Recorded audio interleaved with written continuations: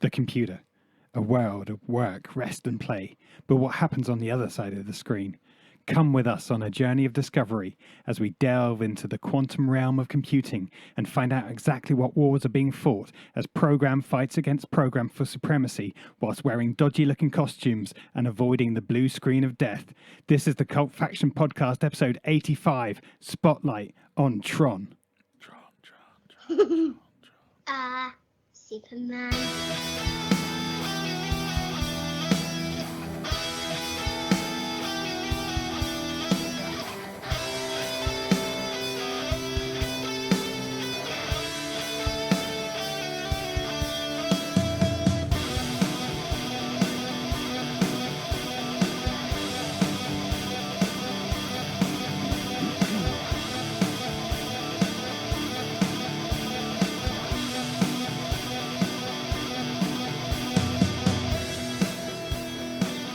Hello and welcome to episode 85 of the Cult Faction Podcast, where this week we will be putting the spotlight on a classic. Well, some would say classic, some may have differing views.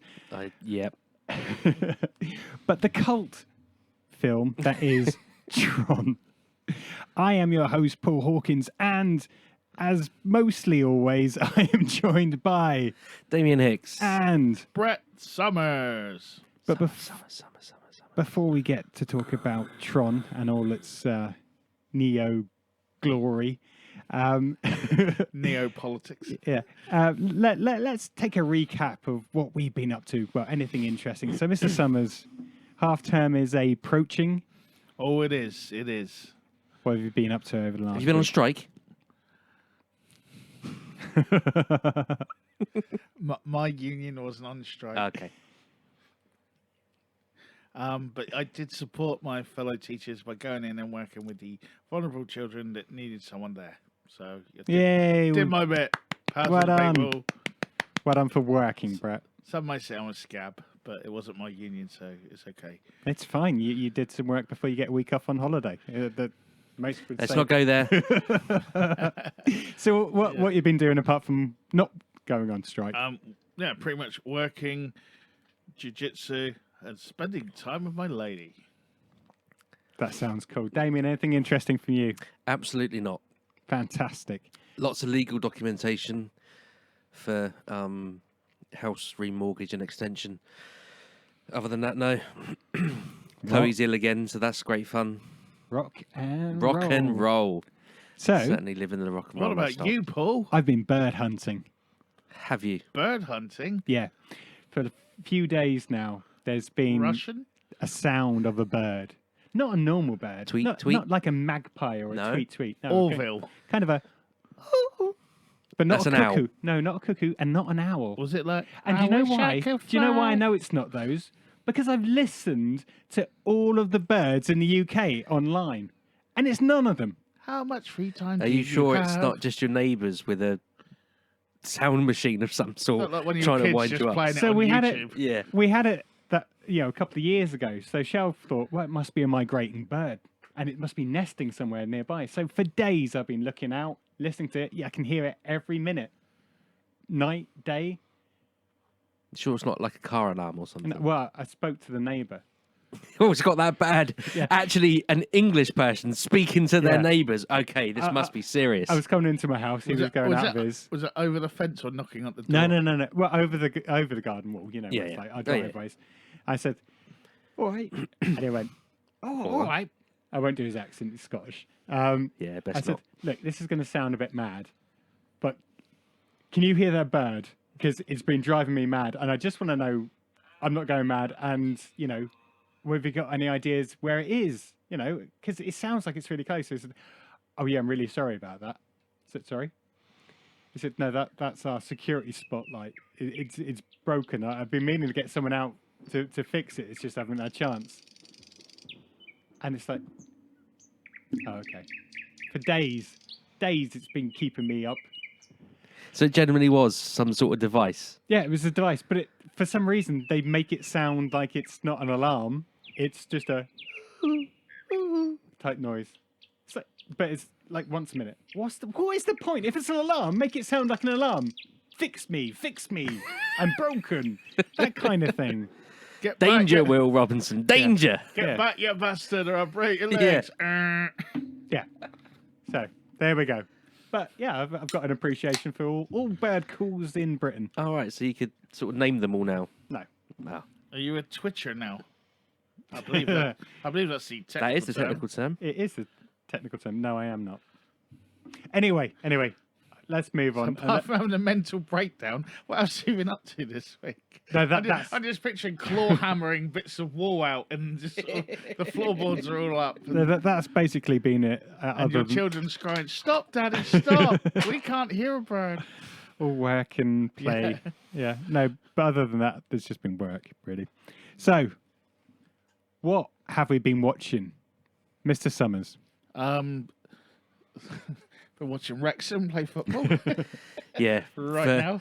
The next sort of 30 minutes or so, we are going to be slightly distracted by Wrexham being on the telly. Shout- And, Wrexham. FA Shout Cup out replay. to Ryan Reynolds and Aviation Gin. and they've got another penalty. Come on. Think of the Disney Plus subscriptions rocketing at this very moment. We apologise for our for everyone listening to this right now. This has nothing to do with our normal remit, but it's tense. Can he do it again? He's done it once. He's made children's dreams come true. Can he now send Wrexham further forward in the FA Cup? It's No. a save! Oh. Oh well. All right, let's get back to the podcast. All right, so Summers, other than football, what have you been watching on the box? I took your advice. Oh, that's a foul. Oh, sorry, I'm switching back now. I'm not looking at Yep, the screen. don't look at the screen. And on Saturday I night, don't think it was advice. I didn't say go out and watch it. I said that I had been watching it. You don't know what I even said. Yeah. Oh, I saw you post on Facebook that you were watching the film. But Spoilers. Carry on. Smile. Watch Smile. And what did you think? I thought it started really well, and they didn't know how to end it. Yeah, it did feel a bit like that. And then you get my point about it being a bit like It Follows. I've not seen that, but Well, yeah, watch that one. That's, Yeah, that's And actually this quite. is It No, follows. It's not a bad Smile film. was really good to start with, and but it just kind of, because it almost had Meanders. that sort of the Ring kind of thing about, you had to pass it on, Yeah. kind of the virusy type thing of it, and yeah, it was really clever and creepy, and just a clever way of some good imagery. The smile was quite freaky. They clearly had people who had a freaky smile.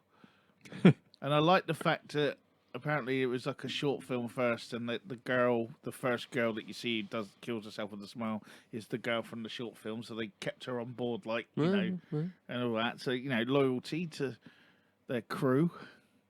And then it just kind of, just sort of faded out of it at the end. And it was like, I don't think they worked out a way of how to kill the villain. So it kind of tripped over itself a bit, and then ended on a sort of cliffhanger where it appears to have still carried on when the Flash from Smallville saw her kill herself, and now he's cursed. spoilers. Yeah, It's been out a while, this is true. Yeah. and you might not even know the Flash from Smallville is. So I don't. ooh.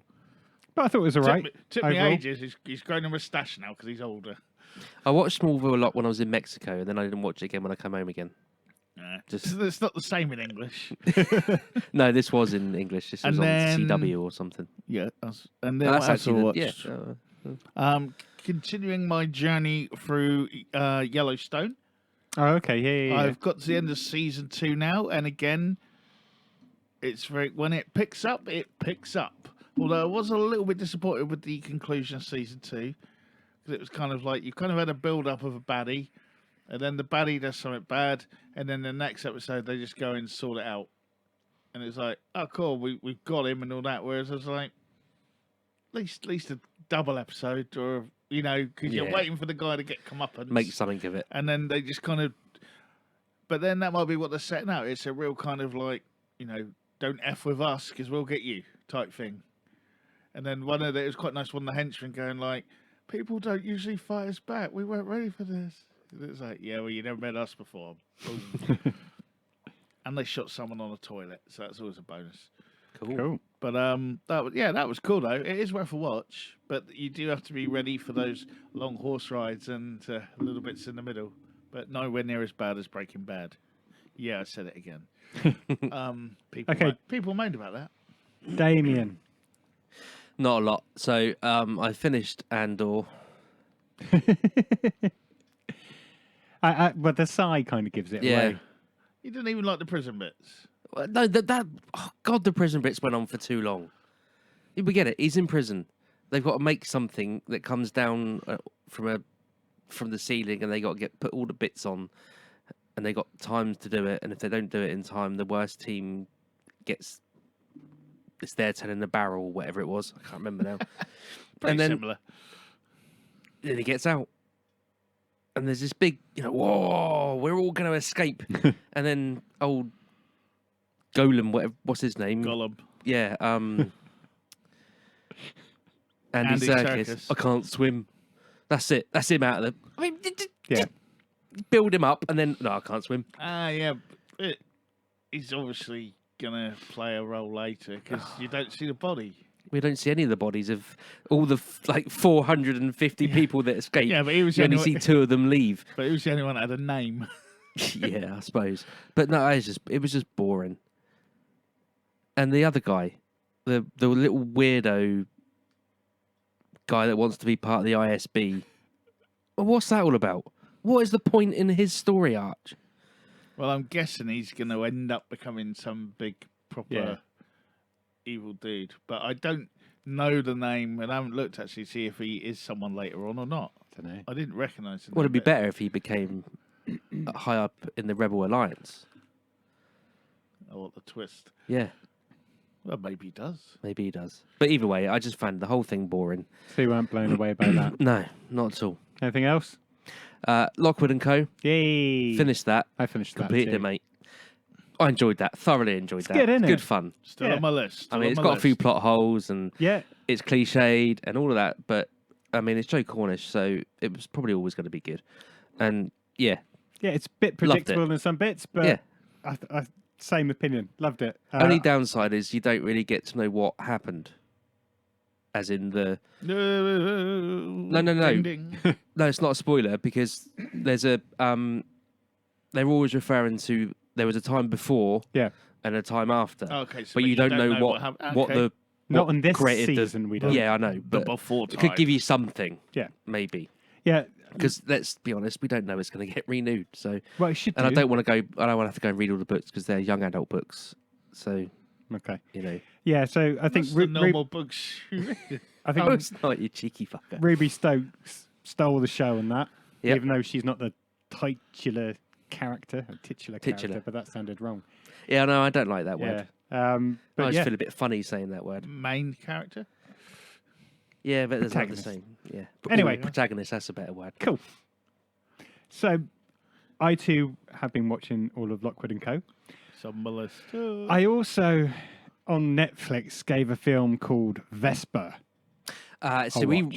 did the excuse me, we did the trailer for this one of the last times we did what do you call it? Drop zone. Drop zone.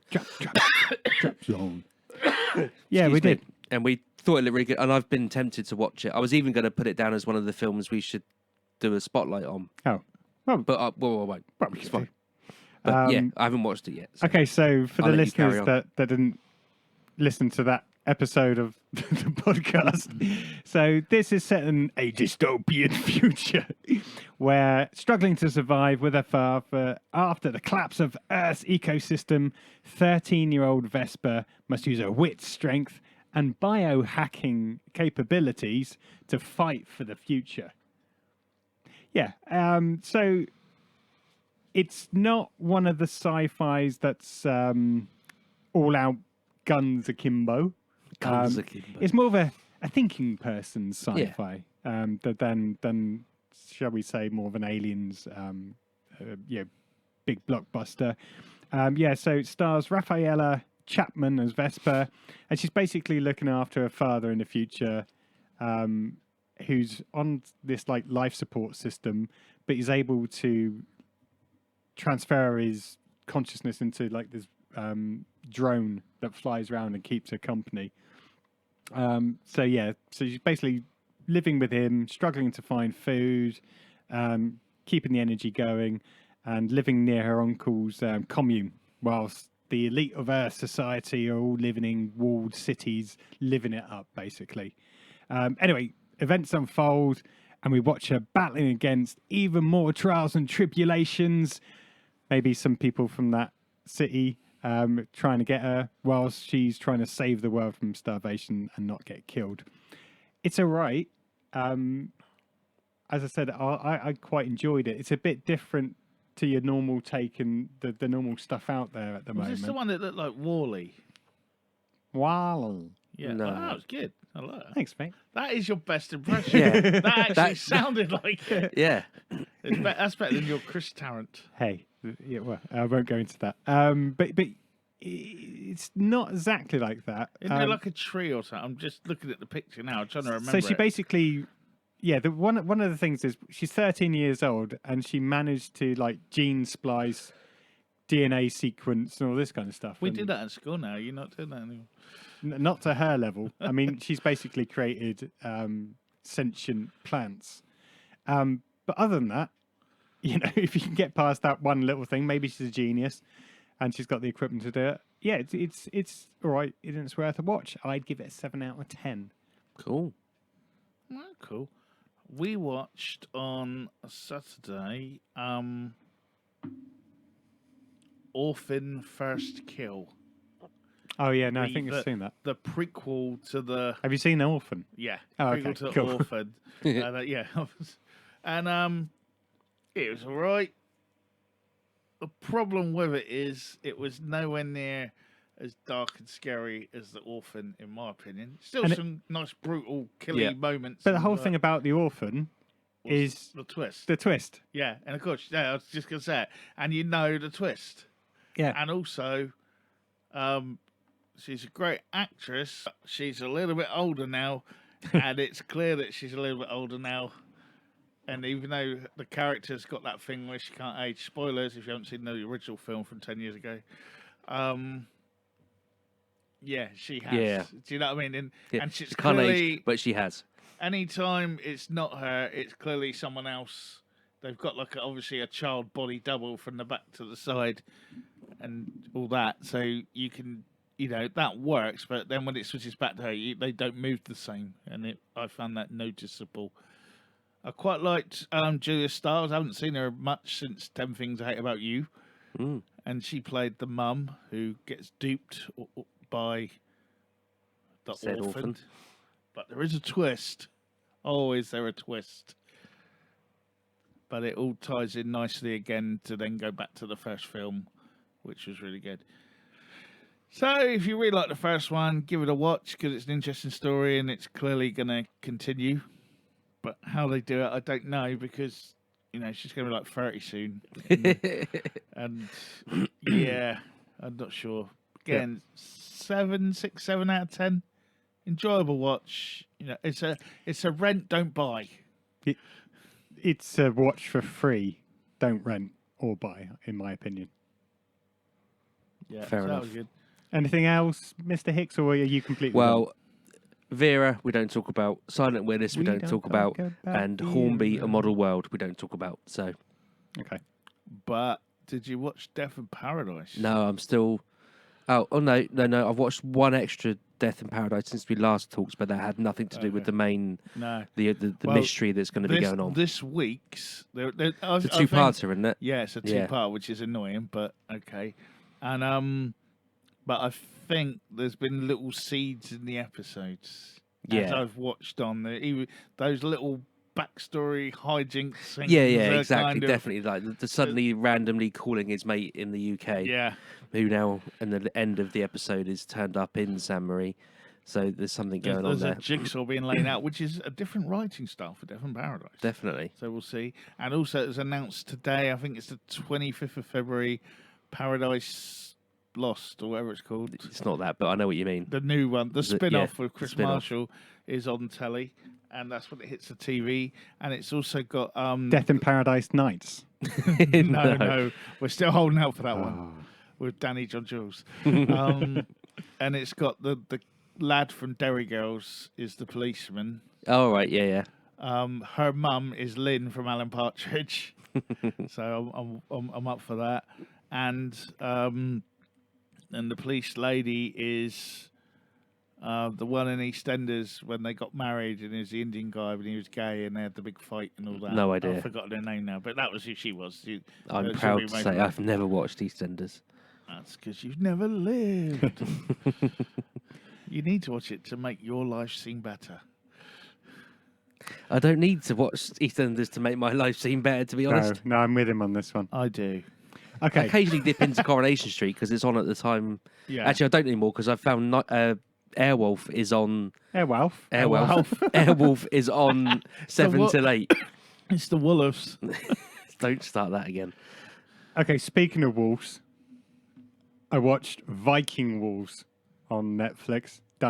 Just don't bother. Film, TV show? Yeah, I've Film. not heard of that. What is it? TV or film? Film. Are they Vikings who are wolves? It's a werewolf that's been around since Viking times. In one Oh, see, form or that another. sounds so interesting. It does sound good, doesn't it? Yeah. But it's not. It's all just so cliched, and you've seen it all before in any werewolf film. It was the last episode of season 3 of Happy Valley this week. Yeah, I see. I watched the first season, I think. We hadn't watched any of them, so we binge watched Yeah. the first season. It was all right. Didn't I mind might it. go back. But my main news for this podcast, I've only... You met Ryan Reynolds. Oh, I wish. I've only gone and done it, though. I think I have, and I'm willing to bet 5 whole pounds or £5 a pint, English or pounds. a pint of beer Of £5 of at what? a pub for you, Mr. Hicks, because I think I've found a superhero season or series that you are going to like. Not happening. I'm interested in this. No, No, I know, but I like The Boys. well, you've got mixed views on the Okay, boys, yeah, let's- you're right. let's I be like. I didn't particularly go for the third season. To be fair, But I think I found the needle in the haystack. as it Okay. were. You like Legends? yeah, they're not. That's not superheroes, though, is it? Well, it is. They're but a bunch but of they play like the. Nerdy. I mean, the only one is you could possibly say is like a superhero is the little the haircut. The rest of them have either got a cool weapon or they're not capes and leotards and Okay.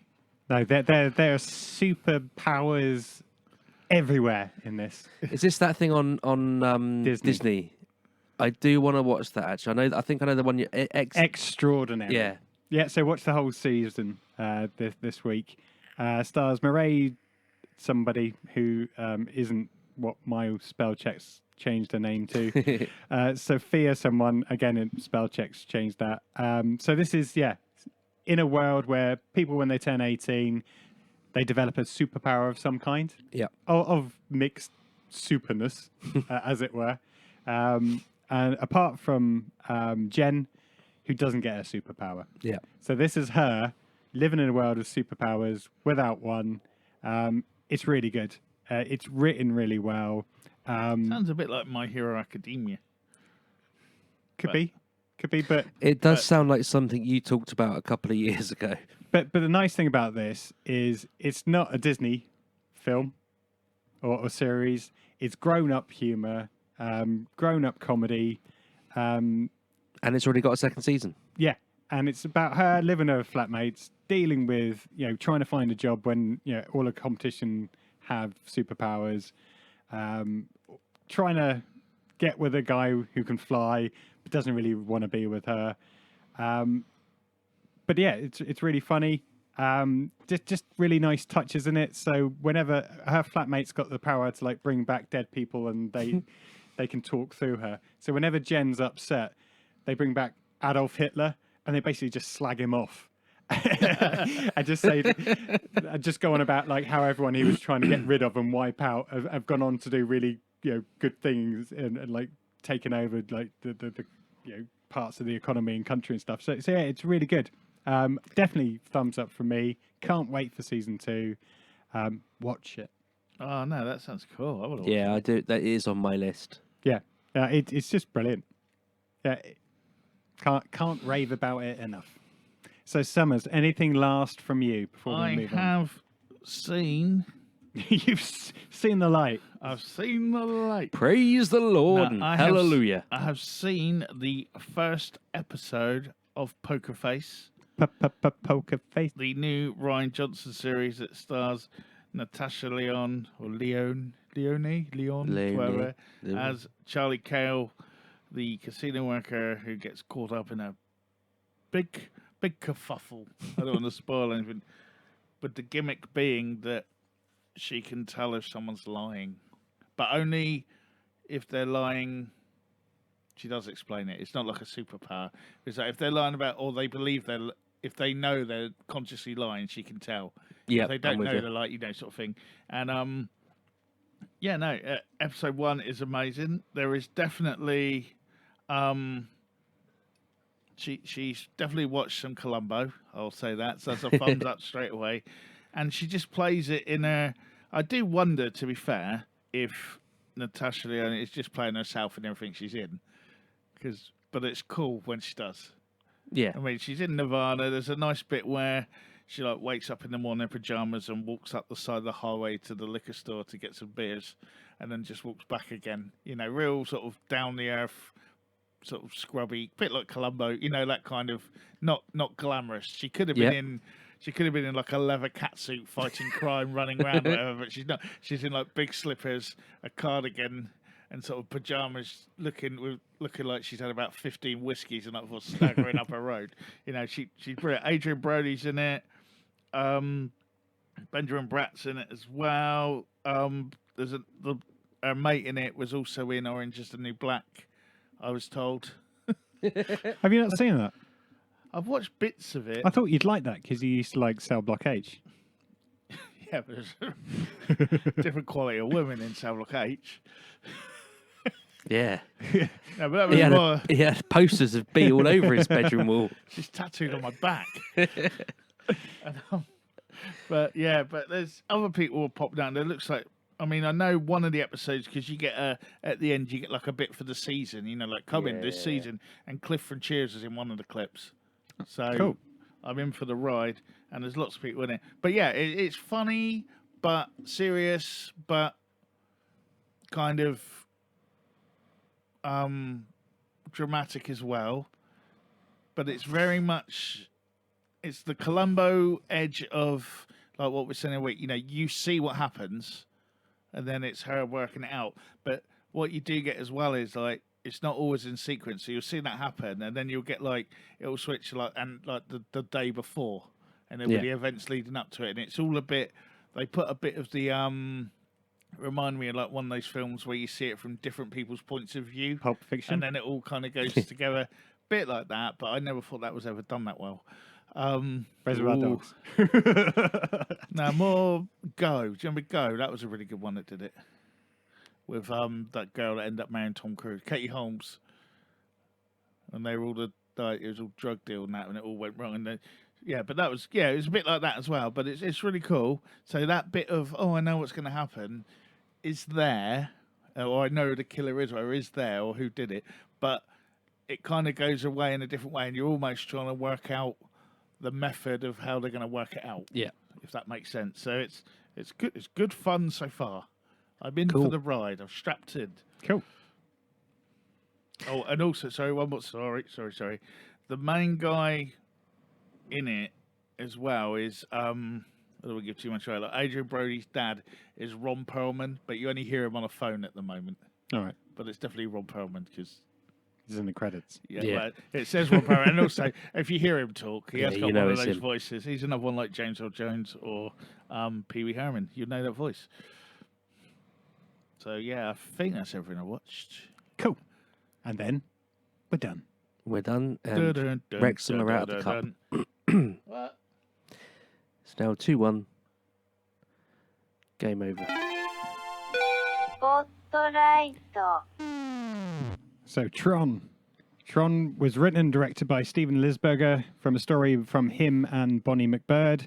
Stars Jeff Bridges as Kevin Flynn, a computer programmer and obviously video game developer.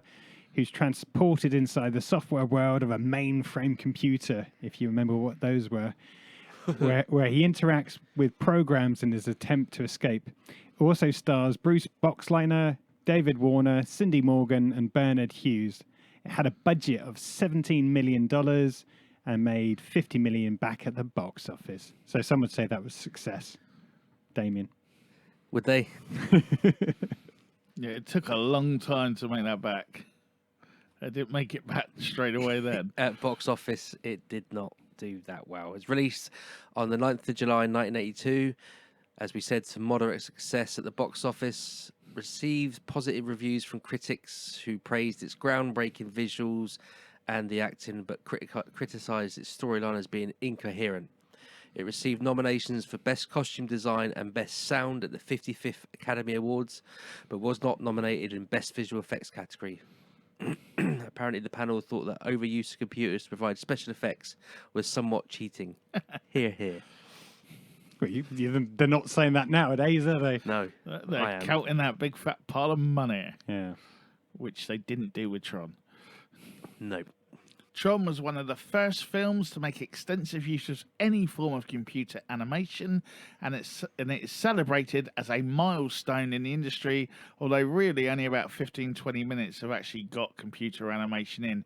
They're mainly the sort of digital terrain, patterny bits, the bits with the vehicles, the light cycles, ships and tanks and all that. And because the technology to combine computer animation and live action did not exist at that time, yes, that's right, things like that didn't actually exist at one point in history, although I'm sure Dick Van Dyke tap danced with some penguins many years before that. These sequences were interspersed with the filmed characters. One of the computers used had 10 megabytes, is that right? 2 megabytes. 2 megabytes even of memory and no more than 330 megabytes of storage, which Wow. So to put that compared into to a context, phone, what yeah, would that exactly. be? That's what I was going to say. Your phone has more memory than that. and they made a film out of it. That's crazy. That takes though. a special level of skill. That does. We work with what you got, Yeah. as I say to myself in the mirror every morning. Okay. What's that? But like 330 megabytes now, would that be like a Word document? Yeah. Yeah. Yeah. Mad, isn't it? Yeah, you're right, actually. It's not far off that, is it? Yeah. That's mental. Okay. So, what were our first memories or thoughts of Tron?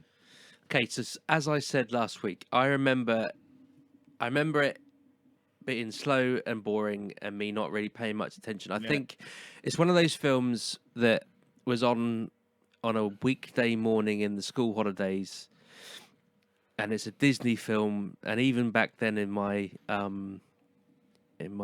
youth, in my younger days, knew that Disney live action films were shit. Shit. Yep. So- you've said it word for word what I was going to say. I would have started to watch. I know I definitely started to watch it because it was like 10 o'clock on a whatever morning it was, and would have just got. I did get bored, and I either went out or just started playing with some Did you other go like, toys. oh, that's the guy in all the other Disney films? No, I just thought boring, and I stopped watching it. And to this day, up until the other day, Sunday, I hadn't gone back to it. Boring. Well, Mr. Summers? I pretty much, you just echoed my thoughts, really. The only thing that I did remember that for some reason I knew that Steven Lisberger was the guy that did Animal Olympics. That was his first film. And I remembered that he was the guy that did Animal Olympics, and I liked that, if anyone can ever remember that. It was like a cartoon with like, they did like an Olympics for about an hour or so with different, but they were all animals doing it, and they had songs in the middle and stuff. It does ring a bell. It was now that quite you said catchy. That was the same guy that did Tron, and that's the only thing. Because I think I'd recorded that on video or something and watched it enough times that I remembered his name. But then I watched it and it was boring as, yeah. Fudge. Looking back now, am I allowed to do that, or is that we can do that? We later do on? that at the end, I think. Yeah. This is just about. Well, our no, this first is gonna. memories. Yeah. Okay. Yeah. Okay. See, I had warm, fuzzy memories of this. And in retrospect, I think that may have been because Tron was filling a void in between Star Wars films for me. Because I just remember being in love with it and loving the computer game when that came out because I could ride this, The game was cool. Light Yeah, I cycle. remember liking the game. and I loved the little thing that they could throw. Probably because that was a bit like Krull, but the more PC version Or a frisbee. Yeah. or a frisbee, yeah, but it had lights on it. Yeah, and even the little tanks. I remember loving the effects on those, and it's like, oh, this is crazy. And you're going inside a computer. Wow. What if when I grow up I can do that, Daddy? Yeah. So I had nothing but warm, pleasant memories, like going into a hot bath. Okay. I didn't. Well, very similar, but it burned me. And I didn't want to see it again. All right. So let's walk our way through the plot, and we'll obviously take breaks, and maybe our opinions may change as we go through the film. Okay, so Kevin Flynn is a leading software engineer formerly employed by the computer corporation Encom, who now runs a video game arcade. And what a video game arcade that is. It's the place to be. It does look pretty cool. I don't remember arcades ever being like that. No, with I our remember ones that. were always at Seaside, so they were. Or the ice rink. Yeah. But how old is Kevin Flynn? He's a software engineer Yeah, no, in his he's a early young, 20s. early 20s, right? Kevin Flynn is leading a very suspect life in that arcade. Yep. That was pretty clear when he came in at the beginning. Kevin Flynn would probably not pass a data check nowadays. Well, No, you have to do something to not. So if he's, Oh, yeah, he's good keeping it on the point. down low. Compared to some of the films that we've reviewed over and put the spotlight on over the last few months, like Dazed and Confused, I don't think he's that bad. Yeah, He's just- I think he'd be good friends with Wooderson yeah. because he keeps getting older and they keep staying the same age. But Anyway. yeah, He attempts to hack into Encom's mainframe system because basically he's had his game stolen. all of them, five of them, Something like that. Yeah, and they all had the most 80s names. I can't remember any of them yeah, now. and they're all hits. However, Encom's Master Control Program (MCP) halts his progress. Within Encom, programmer Alan Bradley and his girlfriend, engineer Laura Baines, discover that the MCP has closed off their access to projects. When Alan confronts the senior execs, the vice president, Ed Dillinger claims that security measures are an effort to stop outside hacking attempts. I wonder who could be trying to hack him. However, when Dillinger privately questions the MCP through his computerized desk, which looked quite cool for the early 80s, Yeah, I'll give it that. It does look cool. yeah, he realizes the MCP has expanded into a powerful virtual intelligence, has become power hungry, illegally appropriating personal, business, and government programs to increase its own capabilities. He rose to the top of Encom by stealing video games that Flynn's created and presenting them to the company of his own. So the MCP blackmails Dillinger with information about his plagiarizing of Flynn's games if he doesn't comply with his directives. Bit RoboCop, that. But it's also- Yeah, I was getting very OCP. Yeah, OCP? yeah. It is OCP. Yeah, isn't it? you know Omni me. Consumer Products. Yeah. Yeah. Vibes at that point. But other than that, it just looked. The desk looks cool. I'll give you that. The other thing is the MCP. Did anyone else think that looked like something off of what is it? Mighty Morphin Power Rangers. Yeah, I think that's where they got it from. Yeah, And then South Park did it as well, Yeah. they pretty much did it off track. I was just chuffed that I never realised we had two Alan Bradleys in the 80s, one good and one evil. Although this Alan Bradley didn't get hit by a tram and No. killed in Blackpool. But yeah, Bruce Boxleiter is always money in that kind of role. The sort of best friend, do-gooder kind of guy that just wants to do the right thing. He's made a career out of that. Babylon 5, Scarecrow, Mrs. King, other stuff. That was it. Scarecrow and Mrs. King. That was what I recognised him from. And he's always been that kind of, I just want to do the right thing. It doesn't matter the rules and all that. And he thrives in that. And he plays good against Kevin Flynn's kind of attitude towards life, it would appear. And Laura Baines, yeah, there was a girl there. yep. Oh, and she was Flynn's ex-girlfriend and Bradley's current girlfriend. Just Yeah. to throw that in Just the throw that little dynamic. spicy thing in there. But you've missed a very important bit of the plot here. You missed about the guy who asked for the popcorn. He goes, "Hey, can I have your popcorn?" It's a throwaway line in the office as Alan Bradley leaves to do that, and that's the guy that you meet later on in the thingy. Who in you meet his program or whatever you call it. Sorry, and he's Billy the Kid from Bill and Ted. Yeah. Okay. Yeah, that's right. I don't know his real name, but I'll find out later on. But it's Billy the Kid from Bill and Ted. But that was like his one bit, like we've seen him in real life, then you'll see him in Yeah. the other bit. But yeah. Yeah, in It the was just virtual like, world. it was like, why is there a guy asking for popcorn? Yeah, I know, He's it's a bit here, and random, was innit? just like, Yeah. Well, that was why, to establish that he was there as well. But yeah, sorry, carry on. My And while you've missed the fact that his girlfriend is testing a laser, Oh yeah, a giant freaking which laser. becomes important Yeah. later on down the line. I mean, they don't really do a lot to. I mean, they don't do a lot to explain what this laser Yeah. does. You have to really be concentrating to pick up the fact that the laser is taking an orange, Shrinking it. turning it into. Oh yeah, I'm a getting in computer-generated a space vibe. Sorry. Yeah, no, Willy Wonka. it's closer to that. It's turning it. It's taking Just- it from its got a physical Wonka form into gun. data. Just not really that productive though, is it?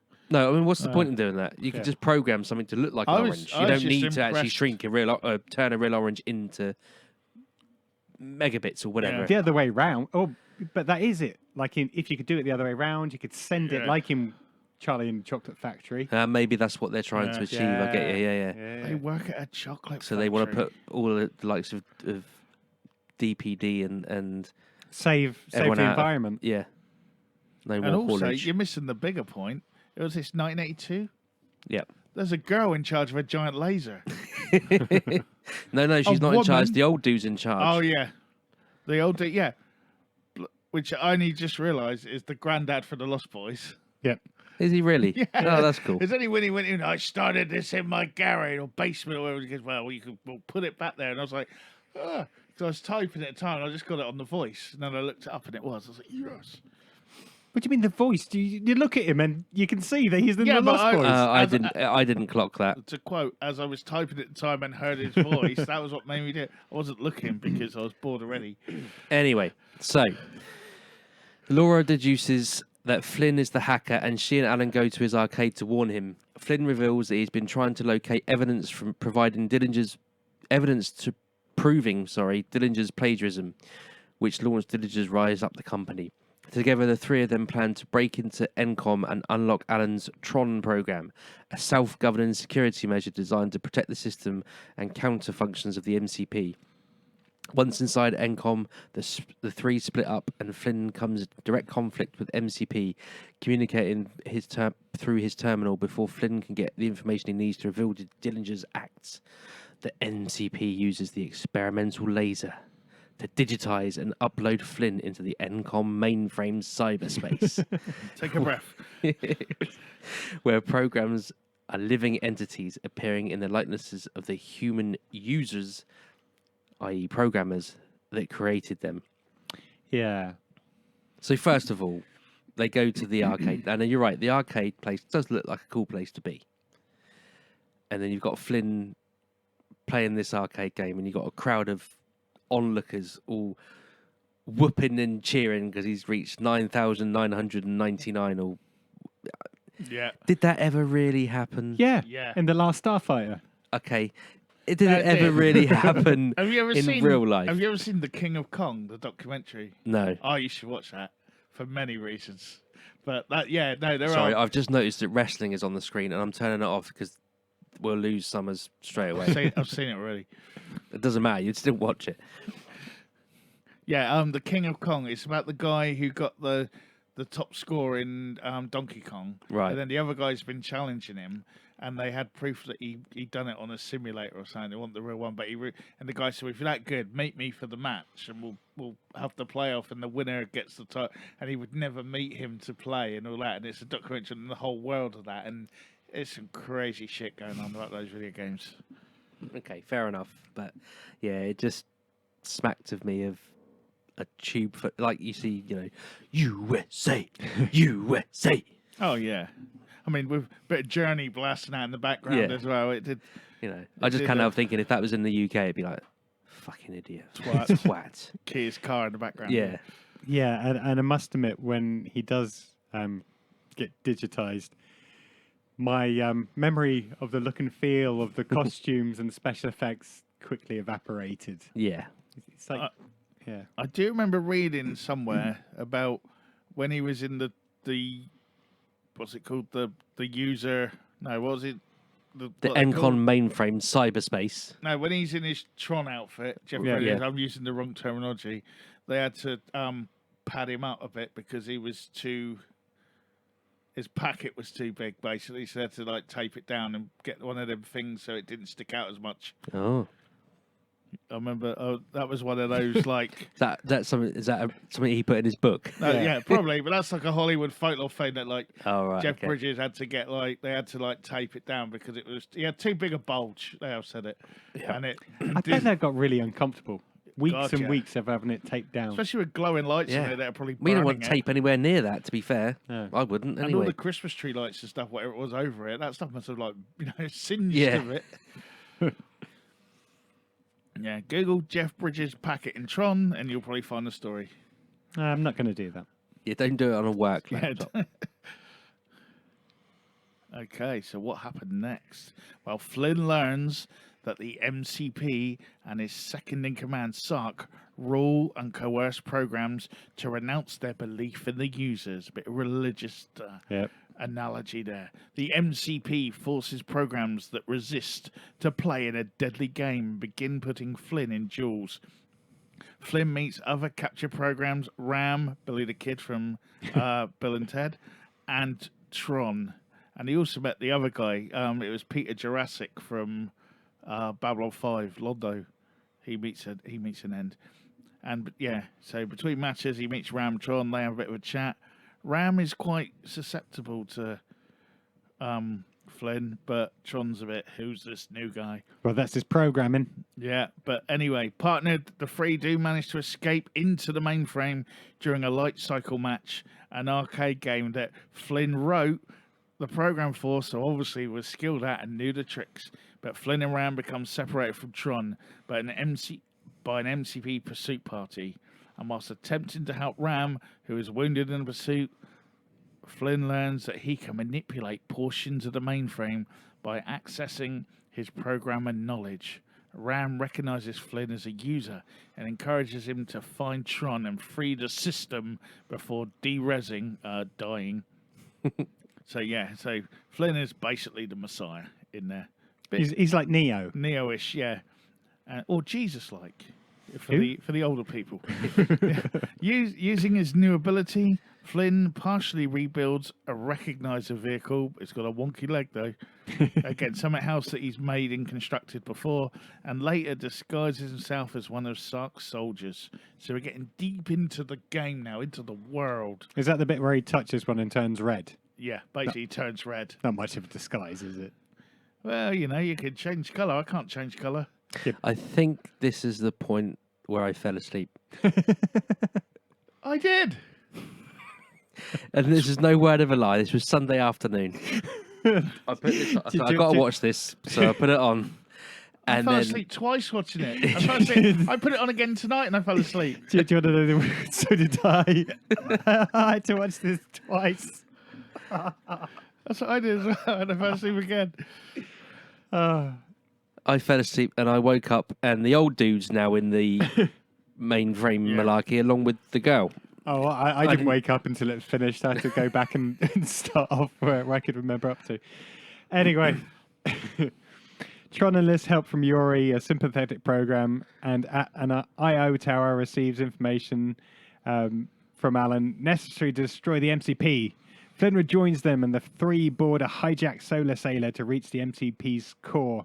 However, Sark's command ship destroys the sailor, capturing Flynn and Yuri and presumably killing Tron. Yeah, right. Sark leaves the command ship and orders its de-resing, but Flynn keeps it intact by, again, manipulating the mainframe, Neo style. While Sark reaches the MCP's core on a shuttle carrying captured programs. The MCP attempts to absorb captured programs.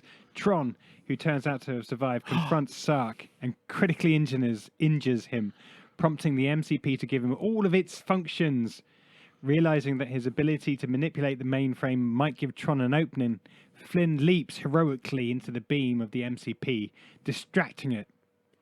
Seeing the break in the MCP's shield, Tron attacks through the gap and destroys it, and Sark, ending the MCP's control over the mainframe and allowing the captured programs to communicate with users again. Hooray! Freeing them, I guess. Yeah. Yeah, so this is the point. I'd woken up a few minutes before this, so I didn't have a clue what was going on. Yeah. And like Sark goes from normal size to being a giant. Yeah, that's right. Because he gets all of his powers, which instantly makes him Makes big, him twice the obviously. size. Yeah, of course. Yeah, Yeah. it was. Yeah. Yeah. Anything else to add before I move on, or should I just move on? There is the bit when they're going along on the solar sailor. That's the bit where you can see the Mickey Sounds Mouse. like a band. That's I where you did, yeah, see the I Mickey did Mouse. see that. Yeah, the Mickey Mouse thing. The Mickey Mouse things in the landscape. Yeah. If you're looking out, and I think we've gone past the Pac-Man bit. Yeah, we got. Yeah. Yeah, There's a I bit don't where remember that. Pac-Man's So in that's there. probably when I was asleep. It's when the baddie is talking. The And, MCP of Sark. Sark is talking. When he's got his Manny Faces helmet on from He-Man, when he looks like that, and in the display panel next to him, you can see Pac-Man. And then later on, when someone gets killed, you get the Pac-Man death noise. All right. Yeah. Yeah. So I can't do it. No, neither But can I. So That's yeah, why I tailed off very quickly. so there's your Easter eggs.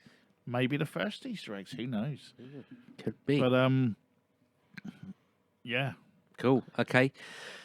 But So what- after all that, everything more or less goes back to normal. Flynn reappears in the real world, rematerialized at his terminal, at exactly the same freeze frame point that he left. almost as if it was the same footage. Yeah. It just happens in a split second. Okay. Tron's victory in the mainframe has released all lockouts on computer access, and a nearby printer produces the evidence that Dillinger had plagiarized Flynn's creations. It's not even a printout; it's a Well, type. I was going to say, yeah, he could have just typed that. Yeah. It I mean, looks like it's I- written on a type. I mean, typed on a typewriter. printers weren't that rare. No. I mean, it's not like, oh my God, it came from a printer, lads. It must be real. Yeah. It didn't even come from a printer though. It looks like it's the Yeah. typewriter. At least they could have done it on that kind of No, real. no, remember, it's dot matrix. Looked, It didn't look. It wasn't dot matrix though.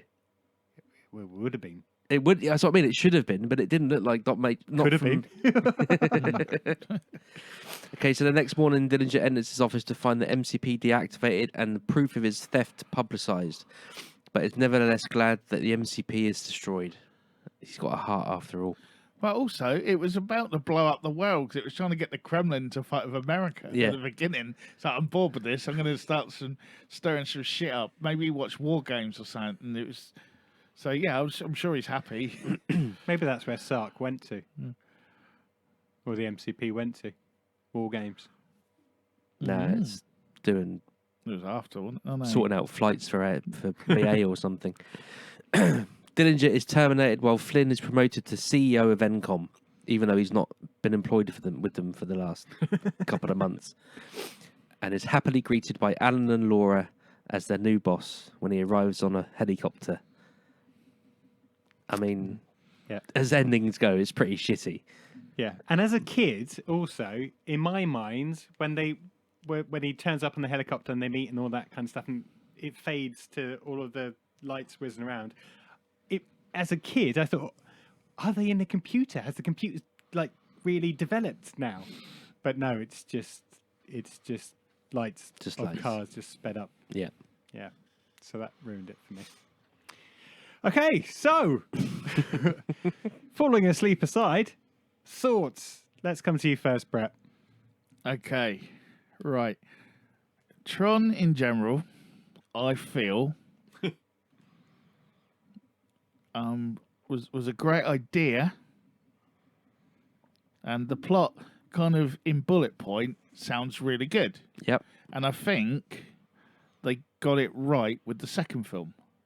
See, I've not seen that because I had no interest in the first. No, I can watch the second one a lot easier than I can watch the first one.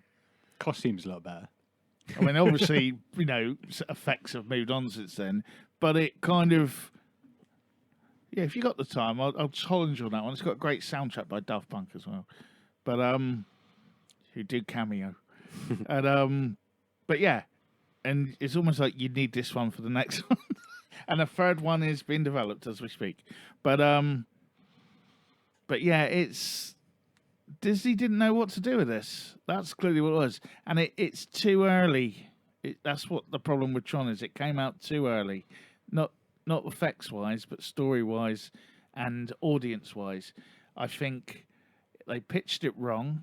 They aimed it at kids when it was too intelligent and boring for kids to follow. Yeah.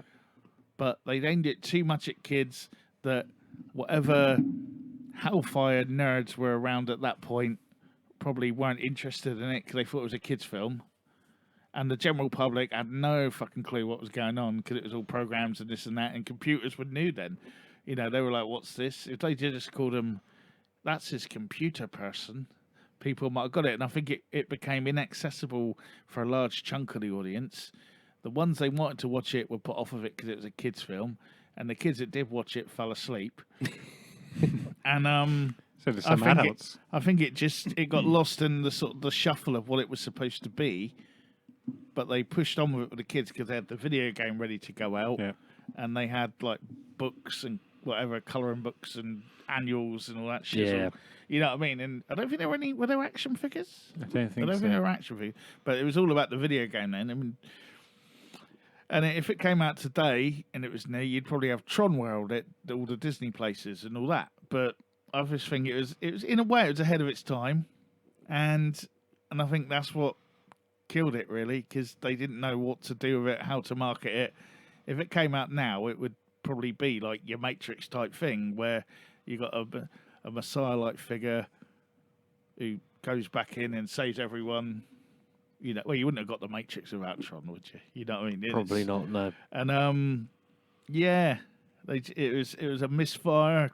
They didn't know how to deal with it, and obviously, the plot itself, whilst bullet pointed out, looks good. There were some big old gaps. Out of 10? 5 for historical significance. Damien. Okay. So I agree with most of what Brett said there. I think I don't necessarily think it was it was ahead of its time, but that's not to its detriment. What it didn't do is explain enough in the first 20 minutes about who these people were and what they were doing. It was rushed.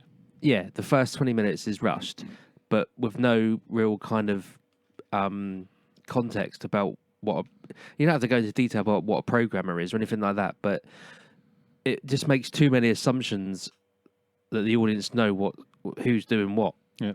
And that's why it didn't resonate with kids, and it didn't hit the audience that it should have done, because even adults are going to, especially at that time, are going to, what? You just, I think, okay, he's doing this. And anyone that would know what's going on would have to explain it to the kids while the film's going on anyway. It's like, when he's, at the very start, when he's doing that hacking thing, it just needed another person there sat next to him for him to tell them what he's doing. It's the classic way. It's what every movie does. It's like, or even the talking out loud and say, right, once I hack in and get the information I'm looking for. Yeah, so he's got, he should be sat there with a beer, drinking, talking to himself. Just something, because we can see it. Obviously you can read what he's doing, but if you've got no knowledge of computers, if you're 8 years old watching it. Well, even if you're 50, what I mean? What's he typing into a computer? People didn't know computers. Yeah. Exactly. So that lets it down. I mean, effects-wise, they don't stand up, but actually, the tanks and the bikes and all that, and the bombs and the guns. Oh, it still looks. Actually, I think that looked pretty cool. What lets it? The only thing the effects let it down is the people walking about amongst it. That's when it gets let down by its effects. So I don't think that's really an issue. But as Brett said, on paper, sounds like it should be an awesome story, but it's not, and the pacing and everything is off. And I got bored and I fell asleep. There were bits cut apparently. There is a book. Oh, I did you always. No. I'm saying there was a novel made of the film that had the full script that they made a novel on. Well, but then when it came apparently out, none of the script that I've forgotten her name that we mentioned her at the top. Laurie. Laura. No, that's the The character. woman. The woman. Bonnie McBird. Yeah, apparently none of the script that she wrote made the final Okay. cut. But the one they had, the script So they maybe that's filmed part with- of it. Yeah, the script they had or whatever it was, anyway, was made into a book. But then by the time the film came out, half of it was that probably is So that's hers then, probably it, yeah. And then that makes more of it. Yeah. And They just stuff. needed to give more context to the three characters at the beginning. And probably even more context to what I mean, just saying the guy says to the MCP, well no, the MCP says I'm gonna hit the Pentagon. Why do you want to hit the Pentagon? For the same reason I did the Kremlin. Yeah, you can infer what you like into that, but just put more meat on those bones, and and it makes it for more. There's more jeopardy in it. There's no jeopardy in Not this. all Really. 8-year-olds might know what the Pentagon or Yeah. the what was it? The Kremlin is. At the end of the day, Russia. as far as most casual viewers watching this film, is he wants his job back. That's the jeopardy, Well, or he wants his money. or he wants his money. Yeah, that's it. Yep. But what's really going on is trying to stop this mega artificial intelligence taking over the world. the world. basically. Yeah. But we're not really getting that. So, and the fact it's boring, and I fell asleep. So my rating is 3. Okay, cool. I don't think I'm going to disagree with anything that you've said. Maybe I was blinded by the light when I was a kid. Blinded by light. Yeah, it was disappointing. Yeah, there was no jeopardy. You didn't really care about any of the characters. They didn't really delve into if they not make him niceable enough that you really wanted him to get anything back. The two, comrades that he had, well, you didn't really care about them because it didn't build up anything to do with them. The programs were programs, so didn't really care if they lived or died. Special effects are okay. It's just really, really disappointing for me. Yeah, I got to agree with pretty much everything you guys have said. I will give it a 4 out of 10 because it ruined some of my childhood memories. Bastards. There we go. So, that has been our spotlight on Tron. Oh, just out of I was trying to work it out. Cindy Morgan played Laurie or Yori, and she was also in Caddyshack. So she made a good film.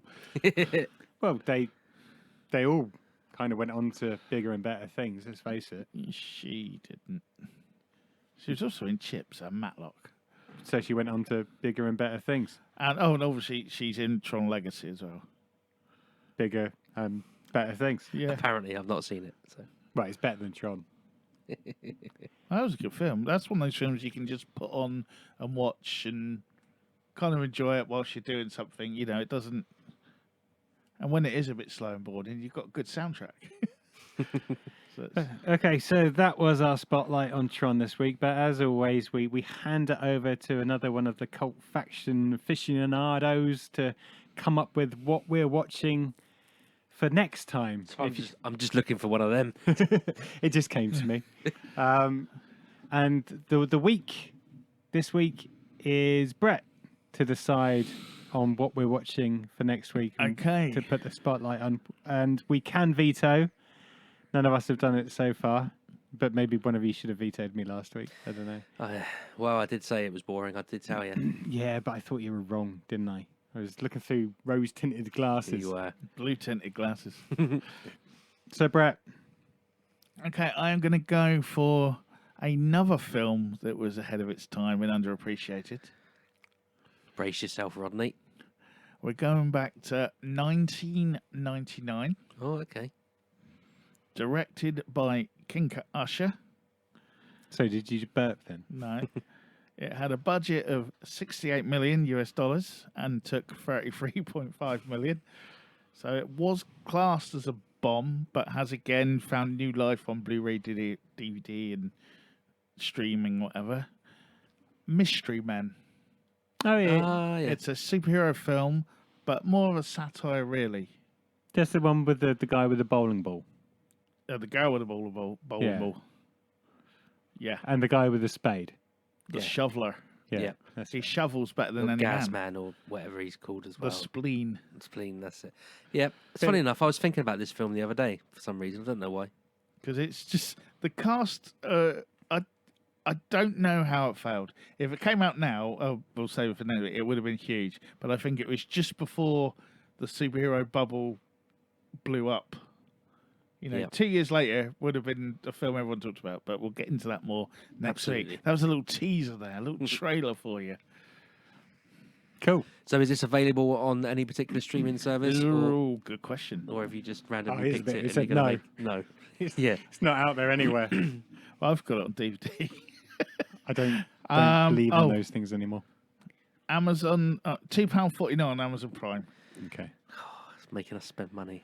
Hope it's tax deductible. It's £3.49 on Apple TV. Okay. That's Amazon what it is. they do to you. Cool. Okay. So no one's vetoing that. No, I'm not going to veto that. I remember I enjoyed that.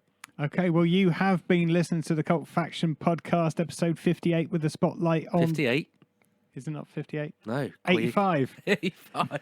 So that's what doing it from your memory gets you. Spotlight on Tron. Be sure to check us out on all of the normal socials like TikTok and Twitter, and Instagram, Facebook.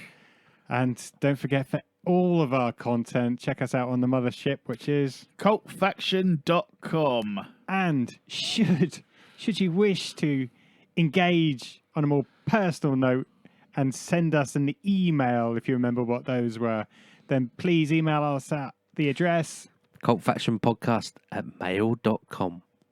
and we'll endeavour to get back to you or maybe mention you on the next podcast. Who knows? But you can probably interact with us on one of the other things that I've just mentioned, which is probably a lot more easier than remembering.